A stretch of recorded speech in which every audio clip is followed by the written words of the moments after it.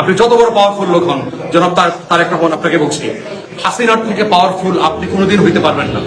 অতএব আপনি আপনার দলের গুন্ডা পান্ডা বদমাইশ ডিল করবেন, তা না হলে আমরা আমাদের এলাকাবাসী ঐক্যবদ্ধ বাংলাদেশ জোটকে সাথে নিয়ে এগুলো ডিল করবো।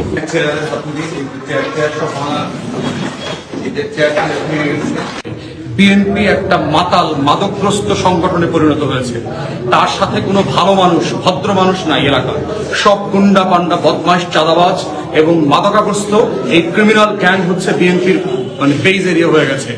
আমরা বলবো, তারেক রহমানকে বলছি, যদি আপনি সত্যিই দেশে নেতৃত্ব দিতে চান, মাথায় রাখবেন যে আপনাকে এই ক্রিমিনাল গুণ থেকে আপনাকে বের হয়ে আসতে হবে।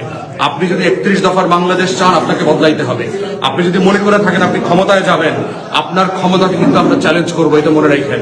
বাংলাদেশ 24-এর আগের বাংলাদেশে ফিরবে না। আপনি যত বড় পাওয়ারফুল লোক হন, জনাব তারেক রহমান আপনাকে বলছি, হাসিনার থেকে পাওয়ারফুল আপনি কোনোদিন হইতে পারবেন না। অতএব আপনি আপনার দলের গুন্ডা পান্ডা বদমাইশ ডিল করবেন, তা না হলে আমরা আমাদের এলাকাবাসী ঐক্যবদ্ধ বাংলাদেশ জোটকে সাথে নিয়ে এগুলো ডিল করবো।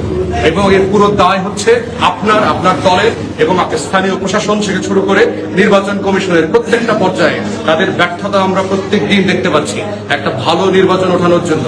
কালকে নির্বাচন হবে, অথচ ভোটাররা আশ্বস্ত হতে পারছে না যে তারা ভয় ভীতি ছাড়া কেন্দ্রে যেতে পারবে। অতএব এর পুরো দায় প্রশাসন এবং তারেক রহমানের বিএনপিকে নিতে হবে।